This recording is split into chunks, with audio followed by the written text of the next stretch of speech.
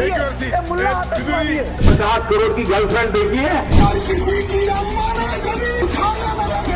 जंतर मंतर पर बच्चों ने भद्दी भद्दी गालियां, मुझे तो गालियां दी गई, मेरी स्वर्गीय माता को भी गालियां दी। मैं बार बार इस बात को कहती हूं कि जैसी करनी वैसी भरनी, जो जैसा बोएगा वो वैसा ही काटेगा।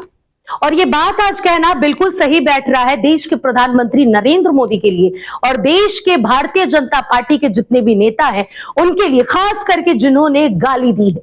आज एक जेनजी ने प्रधानमंत्री नरेंद्र मोदी को अपशब्द क्या कह दिए, मानो कि भूचाल आ गया है भारत की राजनीति में।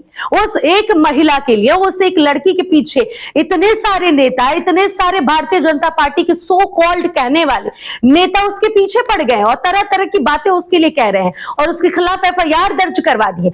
आज उसने एक बात क्या कह दी, यूं मानो कि अब दर्द हो रहा है, दुख हो रहा है और फॉर्मेलिटी तरह तरह की जा रही है। इतने वर्षों से, इतने दिनों से, चाहे वो प्रधानमंत्री हो, चाहे वो प्रधानमंत्री के साथ उनके तमाम जो नेता है भारतीय जनता पार्टी के वो हो, जब उन्होंने विपक्ष के नेताओं को और विपक्ष की महिलाओं को अपशब्द बोला तब किसी के कान में जू तक नहीं रहेगा। और आज हम आपको ये पूरी बात एक एक करके विस्तार से बताएंगे कि आखिरकार पीएम मोदी को क्यों दर्द हो रहा है, क्यों उन्होंने फिर से एक वीडियो सोशल मीडिया बनाकर हेलो फ्रेंड्स कहते हुए देश की जेनजी को संबोधित किया है और क्यों उस महिला के खिलाफ एफआईआर हुआ है जो जंतर मंतर पर प्रधानमंत्री नरेंद्र मोदी के खिलाफ अपशब्दों का इस्तेमाल की थी। चलिए पूरी खबरों को बारीकियों से बताते और उजागर करते और उन सभी इतिहास के पन्नों को एक एक करके पलटते हैं कि आखिरकार भारतीय जनता पार्टी की तरफ से किन किन नेताओं ने किन किन विपक्ष के नेताओं को गलत गलत बात बोले, आखिरकार उन पर क्यों नहीं एफआईआर दर्ज हो रहा है। सबसे पहले आप प्रधानमंत्री नरेंद्र मोदी का बयान सुनिए, फिर आपको हम एक एक करके खबरों की तरफ ले जाएंगे कि यह बयान क्यों आया और इसके पीछे की वजह क्या है। जंतर मंतर पर जो कुछ भी हुआ देश और दुनिया ने देखा। कुछ शरारती बच्चों ने भद्दी भद्दी गालियां, मुझे तो गालियां दी गई, मेरी स्वर्गीय माता को भी गालियां दी गई। न जाने कितना भद्दा स्वरूप था। एक कल्चरल शॉक है कि हमारी बेटियां इस प्रकार की भाषा कैसे बोल सकती, लेकिन समय है इन बच्चों को गले लगा करके राह दिखाने का। तो सुना आपने प्रधानमंत्री नरेंद्र मोदी किस तरह से देश के युवाओं को फिर से सेल्फी से वीडियो बनाकर और संबोधित कर रहे हैं और ये कह रहे हैं कि ये हमारी जेनजी हैं, इन्होंने मेरी माँ को गाली दिया, मेरी माँ के लिए अपशब्दों का इस्तेमाल किया। मैं इन्हें गले लगाकर और इन्हें समझाना चाहूंगा कि ये देश के भविष्य वगैरह वगैरह। कुल मिला के इस तरह का उन्होंने जवाब दिया जो कि आपने सुन लिया कि मैं इन्हें माफ करना चाहता हूं, कुल मिला जुला के फॉर्मेलिटी। और ये दर्द हो रहा है क्योंकि एक जेनजी ने उनकी माँ को गाली दिया है और उनकी मां को लेकर अब शब्द बोला, इसलिए इस बात का तिल का ताड़ बनाया जा रहा है। बीजेपी के नेताओं ने जब किसी की मां को, किसी की बहन को, किसी बड़ी नेता के गाल का सड़क से तुलना किया तब किसी को दर्द और दुख नहीं हुआ। अब एक एक चिट्ठा हम खोलेंगे आपके सामने। पीएम मोदी का आपने बयान सुन लिया, इसके पीछे की वजह यह है कि जो जंतर मंतर पर बीते लगभग 1 महीने से ज्यादा जो प्रदर्शन सीजेपी का हुआ उसमें बहुत सारे छात्र छात्राएं आए थे, भारतीय जनता पार्टी के नेताओं को लेकर गलत गलत बयानबाजियां कर रहे थे। हालांकि मैं इस बात का पक्ष नहीं लूंगी, मैं इस बात का विरोध करूंगी। यह गलत है किसी भी देश के शीर्ष नेतृत्व की मां का अपमान करना या किसी भी नेता का अपमान करना, लेकिन उससे भी बड़ा उठ के सवाल ये खड़ा हो जाता है कि जब वो नेता जब उन जेनजी के साथ गलत करते हैं तो आक्रोश होके तो वो जेनजी बोलेंगे ही बोलेंगे। और जब जेनजी से अगर आप अपना तुलना कर रहे हैं तो आप अपने आप को तो देखिए, आप किस तरीके से विपक्ष के नेताओं को गलत गलत बातें बोले हैं। तो ये मामला ये है कि जंतर मंतर पर वहां पे एक महिला थी, एक युवती थी जो प्रधानमंत्री नरेंद्र मोदी को लेकर अपशब्द बोली थी, उसके खिलाफ एफआईआर दर्ज हो गया। उसको लेकर सत्ताधारी सरकार विरोध कर रही है, विपक्ष उसका विरोध नहीं कर रही है। अभिजीत दीपके की तरफ से भी बयान आया है, वो भी आपको सुनाएंगे और कुछ लोग ऐसे हैं जो उस महिला के पक्ष में उतरे हैं। अब देखिए मामला यही है, इसी को लेकर प्रधानमंत्री नरेंद्र मोदी कह रहे हैं कि बहुत सारे लोगों ने मेरी मां को गलत बोला है, अपमानजनक शब्दों का इस्तेमाल किया है। इस खबर को आप बारीकियों से समझ गए कि मामला बस यही है। अब देखिए मामला तो यह है, प्रधानमंत्री नरेंद्र मोदी ने तो यह बात कह दी। अब जरा थोड़ा सा कुछ पीछे चलते हैं, इतिहास के पन्नों को पलटते हैं। सबसे पहले प्रधानमंत्री से ही शुरुआत की है तो उन्हीं के बीते हुए अतीतों को दिखाते हैं। 2012 का ये वीडियो देखिए। 50 करोड़ की गर्लफ्रेंड देखी है। 50 करोड़ की गर्लफ्रेंड ये गरीब देश में। ये रुपये कौन कौन विधवा थी जो लेती थी? ये कांग्रेस की कौन सी विधवा थी जिसके खाते में रुपया जाता था। देखा 2012 में प्रधानमंत्री नरेंद्र मोदी किस तरह से भाषण दे रहे हैं और कौन कौन सी बातें कह रहे हैं। वो ये कह रहे हैं कि ये कांग्रेस की विधवा के अकाउंट में ये पैसे जाते थे क्या, 50,000 की गर्लफ्रेंड की वो बातें कर रहे हैं। कौन इन सब बातों का इस्तेमाल करता है, कौन इन शब्दों का इस्तेमाल करता है। ये अपने आप में एक बहुत ही दुखद बात है कि अगर आप गलत करें तो वो सही, मैं गलत करूं तो गलत। ये कैसे हो सकता है? सामने वाला गलत करे तो गलत, अगर आप गलत कर रहे हो तो आप सही, क्योंकि आप उस कुर्सी पर बैठे हो, आपकी सत्ता, इसलिए आप कुछ भी कर सकते हो। अब देखिए, अब चलते हैं रमेश विदोड़ी जी के पास। बीजेपी के नेता हैं, जाने माने नेता हैं। इनके बयान पिछले वर्ष जो वायरल हुए हैं आपको बखूबी याद होगा, लेकिन पिछले वर्ष जो बयान वायरल है उससे पहले आपको दूसरा एक हम वीडियो दिखाते हैं। सदन में खड़े होकर किस तरीके से एक नेता को गलत बात बोलते हुए नजर आ रहे हैं। इस वीडियो को देखिए।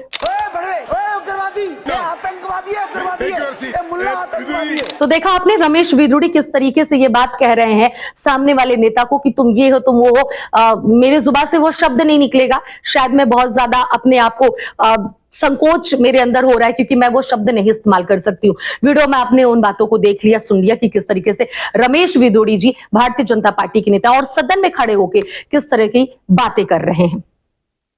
निशिकांत दुबे का भी जरा वीडियो आप देखिए। नेहरू जी अय्याश थे, नेहरू अय्याश थे। मैं फिर दोबारा रिपीट कर रहा हूं, आई एम अगेन रिपीटिंग।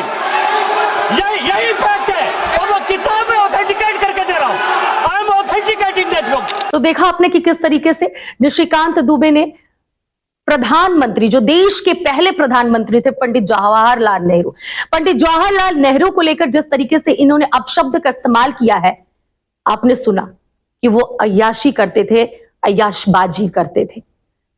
क्या ये शब्द सही है? जो इस देश में नहीं है, जो अब इस दुनिया में नहीं है, क्या आप उसको इस तरीके से अपमान करेंगे? छवि आपकी खराब हो रही है। दूसरे देशों में जो आप अपने आप को विश्व गुरु बनाते हैं, उस विश्व गुरु वाले देश का मैसेज जब दूसरे देश में जा रहा है तो लोग ये कह रहे हैं कि क्या ये खाक विश्व गुरु बनेंगे, जहां पे खुद एक नेता अपने से बड़े नेता का और देश के पहले प्रधानमंत्री पंडित जवाहरलाल नेहरू को अय्याशी करने के लिए बात कर रहा है कि वो अय्याशी करते थे, और ये बात वो कह रहे हैं कि मैं बार बार दोहराऊंगा। अब बढ़ते हैं दूसरे नेता की तरफ। इतना तो आपने देख लिया, जान लिया। अब रमेश विदोड़ी का एक और आपको विवादित बयान बता देते हैं। रमेश विदोड़ी पिछले साल जब दिल्ली का चुनाव था विधानसभा, जिसमें भारतीय जनता पार्टी जीती है, उसके पहले इलेक्शन के पहले रमेश विदोड़ी ने एक बात कहा था और उन्होंने कहा था कि कालका जी का रोड जो है मैं प्रियंका गांधी के गालों के जितना चिकना बना दूंगा अगर वो वहां से जीतते तो। ये शब्द सही है क्या? एक महिला के लिए शब्द सही है? आप कांग्रेस पार्टी हटा दो, आप प्रियंका गांधी का वजूद हटा दो, आप मान लो कि वो भारतीय नागरिक है, भारतीय महिला है, सिर्फ उनका एक डेजिग्नेशन इतना ही दे दो। क्या ये सही है कि मैं कालका जी की रोडों को इस तरीके से चमकाऊंगा, इस तरीके से बनाऊंगा जो प्रियंका गांधी के गाल जैसे? शर्म आनी चाहिए भारतीय जनता पार्टी के नेताओं को, शर्म आनी चाहिए भारतीय जनता पार्टी के उन बड़े नेताओं को और उन सभी भारतीय जनता पार्टी के सो कॉल्ड नेताओं को जो आज एक महिला के पीछे इस तरीके से पड़े और एफआईआर को लेकर बड़ी बड़ी बातें कर रहे हैं। शर्म आनी चाहिए आज भारतीय जनता पार्टी को, जो बड़ी बड़ी बातें कहती है लेकिन जब इतिहास के पन्नों को पलटेंगे तो शायद वो शर्म के मारे खुद को आईना दिखाने में सक्षम नहीं हो पाएंगे। मैं आज उस महिला का पक्ष बिल्कुल भी नहीं ले रही हूं क्योंकि उस महिला ने गलत शब्दों का इस्तेमाल किया, उसने अपना एजुकेशन दिखाया, उसने अपना संस्कार दिखाया, लेकिन मैं आज सिर्फ एक महिला की आवाज नहीं उठा रही हूं। आज मैं उस महिला के जरिए भारतीय जनता पार्टी के इतिहास के पन्नों को पलटने की पूरी कोशिश कर रही हूं कि आप ये भी देख लीजिए कि भारतीय जनता पार्टी के नेता किन किन शब्दों का इस्तेमाल करते हैं।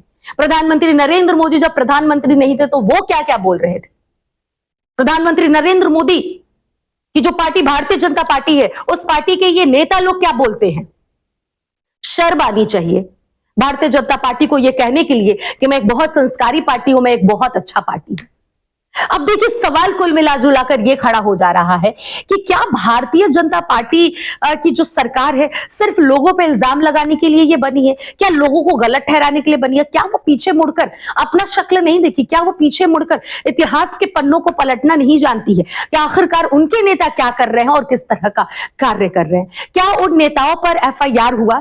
क्या उन नेताओं को सजा मिली? क्या उन नेताओं को किसी भी तरह का कोई भी गलत काम करने से किसी ने रोका? क्या उन नेताओं को कोई कष्ट हुआ? नहीं हुआ। उन्होंने भरे सदन में पंडित जवाहरलाल नेहरू को अय्याशबाजी करने के लिए कह दिया, उन्होंने भरे सदन में एक नेता को गलत शब्दों का इस्तेमाल कर दिया। वही रमेश बिधूड़ी प्रियंका गांधी की गाल की तुलना कालका जी सड़कों से करते हैं, इसके लिए कुछ नहीं हुआ। तो इन सब चीजों की तमाम इस टाइम सवाल खड़े हो रहे हैं। प्रधानमंत्री नरेंद्र मोदी कांग्रेस की विधवा कहते हैं, 50,000 की गर्लफ्रेंड कहते हैं। शर्म आनी चाहिए आप सभी भारतीय जनता पार्टी के नेताओं को कि आप लोग इस तरह की बातों का इस्तेमाल करते हैं और खुद को इतना नीट एंड क्लीन समझते हैं मानो धरती पे वैसा कोई जन्म ही नहीं लिया। आज मैं सिर्फ इतना कहना चाहती हूं कि भारतीय महिलाओं का सम्मान होना चाहिए। भारतीय महिलाओं को गलत बोलने से पहले 100 बार सोचना चाहिए। और आज अगर एक महिला ने अपशब्द बोले हैं तो उसके पहले आप अपने भी बीते हुए अतीत को जरूर देख लीजिए, सुन लीजिए, सोच लीजिए और ध्यान अपनी तरफ भी थोड़ा आकर्षित कर लीजिए।